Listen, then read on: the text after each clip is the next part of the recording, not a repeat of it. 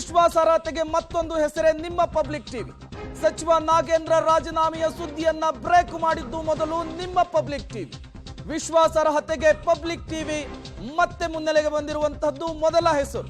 ಸಚಿವ ನಾಗೇಂದ್ರ ಅವರ ರಾಜೀನಾಮೆಯ ವಿಚಾರಕ್ಕೆ ಸಂಬಂಧಪಟ್ಟಂತೆ ಮೊದಲು ವರದಿಯನ್ನು ಪ್ರಸಾರ ಮಾಡಿತ್ತು.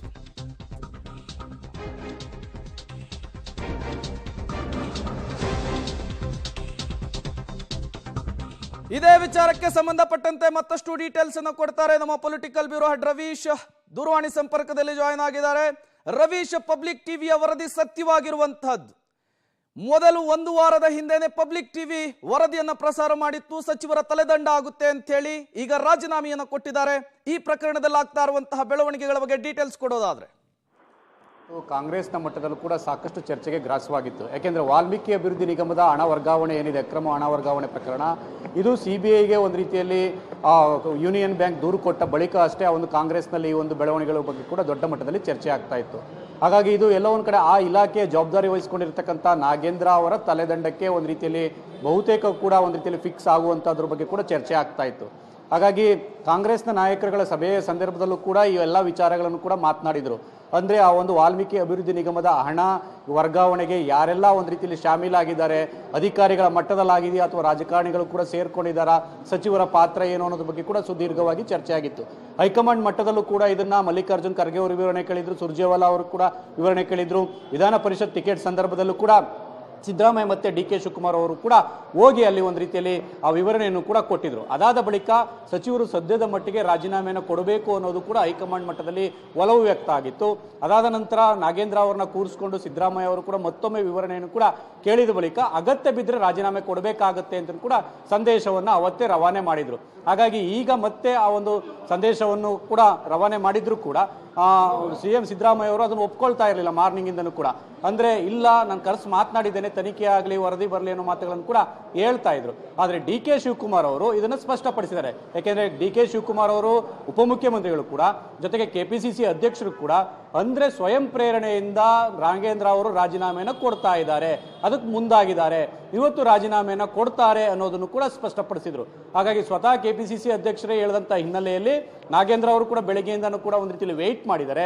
ಈಗ ಮುಖ್ಯಮಂತ್ರಿಗಳಿಗೆ ರಾಜೀನಾಮೆಯನ್ನು ಸಲ್ಲಿಸಿದ್ದಾರೆ ಅನ್ನೋ ಕೂಡ ಮಾಹಿತಿಗಳು ಲಭ್ಯ ಆಗಿರ್ತಕ್ಕಂಥದ್ದು. ಹಾಗಾಗಿ ಬಹುತೇಕ ಈ ಒಂದು ವಿಚಾರವನ್ನ ಪಬ್ಲಿಕ್ ಟಿವಿ 4-5 ದಿನಗಳ ಹಿಂದೆ ಕೂಡ ಪ್ರಸಾರ ಮಾಡಿತ್ತು. 6 ಅಥವಾ 7ನೇ ತಾರೀಕು ಬಹುತೇಕ ನಾಗೇಂದ್ರ ಅವರು ರಾಜೀನಾಮೆಯನ್ನ ಕೊಡ್ತಾರೆ ಅಂತಲೂ ಕೂಡ, ಜೊತೆಗೆ ನಿನ್ನೆ ರಾತ್ರಿ ಕೂಡ ಇವತ್ತು ಸ್ವಯಂ ಪ್ರೇರಣೆಯಿಂದ ರಾಜೀನಾಮೆಯನ್ನ ಕೊಡಬಹುದು ಅನ್ನೋದ್ರ ಬಗ್ಗೆ ಕೂಡ ವರದಿಯನ್ನು ಕೂಡ ಪ್ರಸಾರ ಆಗಿತ್ತು. ಅದರಂತೆ ಈಗ ನಾಗೇಂದ್ರ ಅವರು ರಾಜೀನಾಮೆಯನ್ನು ಕೂಡ ಸಲ್ಲಿಸಿದ್ದಾರೆ ಅಂತ ಕೂಡ ಹೇಳಲಾಗ್ತದೆ.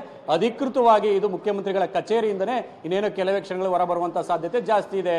ಪ್ರೇಮ್, ರವೀಶ್ ಹಾಗೆ ಸಂಪರ್ಕದಲ್ಲಿರಿ, ಮತ್ತಷ್ಟು ಡೀಟೇಲ್ಸ್ ಅನ್ನ ನಿಮ್ಮಿಂದ ಪಡಿತಾ ಹೋಗ್ತೀನಿ. ಇದೇ ವಿಚಾರಕ್ಕೆ ಸಂಬಂಧಪಟ್ಟಂತೆ ಮತ್ತಷ್ಟು ಅಪ್ಡೇಟ್ಸ್ ಕೂಡ ಲಭ್ಯವಾಗ್ತಾ ಇದೆ.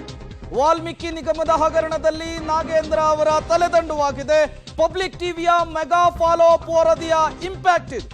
ಸಿದ್ದರಾಮಯ್ಯ ಸರ್ಕಾರದ ವಿಕೆಟ್ ಈ ಮೂಲಕ ಪತನವಾಗಿದೆ. ಸಚಿವ ಸ್ಥಾನಕ್ಕೆ ನಾಗೇಂದ್ರ ಅವರ ರಾಜೀನಾಮೆ ಆಗಿರುವಂತಹದ್ದು. ವಾಲ್ಮೀಕಿ ನಿಗಮದ ಹಗರಣದಲ್ಲಿ ನಾಗೇಂದ್ರ ಅವರು ರಾಜೀನಾಮೆಯನ್ನ ಕೊಡ್ತಾರೆ ಅಂತೇಳಿ ಮೊದಲು ಬ್ರೇಕ್ ಮಾಡಿದ್ದೆ ನಿಮ್ಮ ಪಬ್ಲಿಕ್ ಟಿವಿ. ಒಂದು ವಾರಗಳ ಹಿಂದೆನೆ ಸಚಿವರ ತಲೆದಂಡ, ಸಿದ್ದರಾಮಯ್ಯ ಸರ್ಕಾರದ ಮೊದಲ ವಿಕೆಟ್ ಪತನ, ರಾಜೀನಾಮೆಯ ಕಾಲ ಸನ್ನಿಹಿತ ಅನ್ನುವಂತಹ ವರದಿಯನ್ನ ಪ್ರಸಾರ ಮಾಡಿತ್ತು. ಅದರಂತೆಯೇ ಇವತ್ತು CM ನಿವಾಸಕ್ಕೆ ತೆರಳಿ ನಾಗೇಂದ್ರ ಅವರು ರಾಜೀನಾಮೆಯನ್ನ ಸಲ್ಲಿಕೆ ಮಾಡಿದ್ದಾರೆ. ಸ್ವಯಂ ಪ್ರೇರಿತವಾಗಿ ರಾಜೀನಾಮೆಯನ್ನ ಕೊಟ್ಟಿರುವಂತಹದ್ದು ನಾಗೇಂದ್ರ ಅವರು. ಮತ್ತಷ್ಟು ಡೀಟೇಲ್ಸ್ ಅನ್ನು ಕೊಡ್ತಾರೆ ರವೀಶ್, ನೇರ ಸಂಪರ್ಕದಲ್ಲಿ ಜಾಯಿನ್ ಆಗಿದ್ದಾರೆ.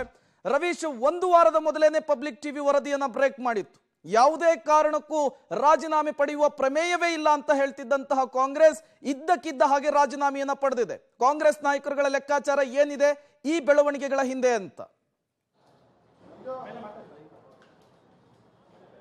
ಪ್ರಮುಖವಾಗಿರ್ತಕ್ಕಂಥದ್ದು ಆ ಒಂದು ನಾಗೇಂದ್ರ ಅವರ ವಿಚಾರದಲ್ಲಿ ಎಲ್ಲ ಒಂದ್ ಕಡೆ CM ಕೂಡ ಮತ್ತೆ DCM ಕೂಡ ವೇಟ್ ಅಂಡ್ ವಾಚ್ ಪಾಲಿಸಿಯನ್ನು ಕೂಡ ಮಾಡಿದ್ರು. ಈ ಒಂದು ವಿಚಾರದಲ್ಲಿ ಎಲ್ಲೋ ಒಂದ್ ಕಡೆ ನಾಗೇಂದ್ರ ಅವರೊಂದಿಗೆ ಕೂಡ ಅಗತ್ಯವಾದ ವಿವರಣೆಯನ್ನು ಕೂಡ ಕೇಳೋಣ, ಅದಾದ ಬಳಿಕ ಯಾವ ರೀತಿ ಒಂದು ರೀತಿಯಲ್ಲಿ ಚರ್ಚೆ ಆಗುತ್ತೆ ಅನ್ನೋದ್ರ ಬಗ್ಗೆ ಕೂಡ ಒಂದು ರೀತಿಯಲ್ಲಿ ಗೊತ್ತಾಗುತ್ತೆ ಅನ್ನೋ ಮಾತುಗಳನ್ನು ಕೂಡ ಆಡಿದ್ರು.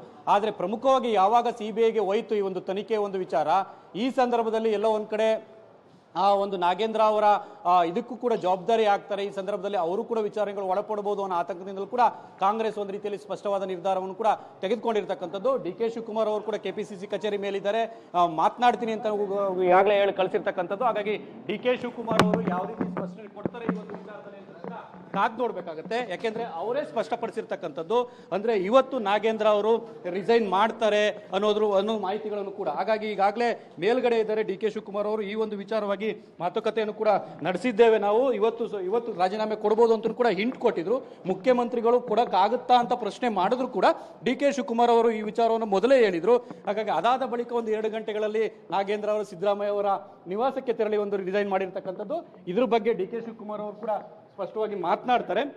ಒಟ್ಟಾರೆಯಾಗಿ ಎಲ್ಲ ಪ್ರಕರಣಗಳನ್ನು ನೋಡಿದಂತಹ ಸಂದರ್ಭದಲ್ಲಿ ನಾಗೇಂದ್ರ ಅವರ ವಿಚಾರ ತಪ್ಪು ಸರಿ ಅನ್ನೋದು ಅದರ ನೆಕ್ಸ್ಟ್. ಆದರೆ ಆ ಒಂದು ಇಲಾಖೆಯಲ್ಲಿ ಈ ರೀತಿ ಆಗಿರ್ತಕ್ಕಂಥದ್ದು ಅಕ್ರಮ ಹಣ ವರ್ಗಾವಣೆ ಅಧಿಕಾರಿಗಳ ಮಟ್ಟದಲ್ಲಾಗಿದೆಯೋ ಅಥವಾ ಇವ್ರ ಮಟ್ಟದಲ್ಲಾಗಿದೆಯೋ ಅನ್ನೋದ್ರ ಬಗ್ಗೆ ಕೂಡ ಸ್ಪಷ್ಟತೆ ಇಲ್ಲ. ಇನ್ನೇನೋ ಕೆಲವೇ ಕ್ಷಣಗಳಲ್ಲಿ ಡಿ ಕೆ ಶಿವಕುಮಾರ್ ಅವರು ಕೂಡ ಈ ಒಂದು ವಿಚಾರವಾಗಿ ಮಾತನಾಡ್ತಾರೆ. ಈಗ ನಾವು ಅಲ್ಲಿ ನೋಡೋಣ ಬನ್ನಿ. ಸಚಿವ ನಾಗೇಂದ್ರ ಅವರ ರಾಜೀನಾಮೆಯ ವಿಚಾರವನ್ನ ಮೊದಲು ಬ್ರೇಕ್ ಮಾಡಿದ್ದೆ ನಿಮ್ಮ ಪಬ್ಲಿಕ್ ಟಿವಿ. 1 ವಾರಗಳ ಹಿಂದೆನೆ ನಿಮ್ಮ ಪಬ್ಲಿಕ್ ಟಿವಿ ಕುರಿತಂತೆ ವರದಿಯನ್ನ ಪ್ರಸಾರ ಮಾಡಿತ್ತು. ಈ ಅಕ್ರಮದ ವಿಚಾರಕ್ಕೆ ಸಂಬಂಧಪಟ್ಟಂತೆ, ಬಹುಕೋಟಿ ಅವ್ಯವಹಾರದ ವಿಚಾರಕ್ಕೆ ಸಂಬಂಧಪಟ್ಟಂತೆ ರಾಜೀನಾಮೆಯನ್ನ ಕೊಡ್ತಾರೆ ಸಚಿವ ನಾಗೇಂದ್ರ ಅವರು ಅನ್ನುವಂತಹ ವರದಿ. ಈಗ ಅವರು ರಾಜೀನಾಮೆಯನ್ನ ಕೊಡ್ಲಿಕ್ಕೆ ಮುಂದಾಗಿದ್ದಾರೆ. ಸಿಎಂ ಅದನ್ನ ಅಂಗೀಕರಿಸಿದ್ದಾರೆ. ಈ ಮೂಲಕ ಬೀಸೋ ದೊಣ್ಣೆಯಿಂದ ತಪ್ಪಿಸಿಕೊಳ್ಳುವುದಕ್ಕೆ ರಾಜ್ಯ ಸರ್ಕಾರ ಮುಂದಾದಂತೆ ಕಾಣಿಸ್ತಾ ಇದೆ. ಇದೇ ಪ್ರಕರಣಕ್ಕೆ ಸಂಬಂಧಪಟ್ಟಂತೆ ಬಿಜೆಪಿ ದೊಡ್ಡ ಮಟ್ಟದ ಪ್ರತಿಭಟನೆಗೂ ಕೂಡ ಮುಂದಾಗಿತ್ತು.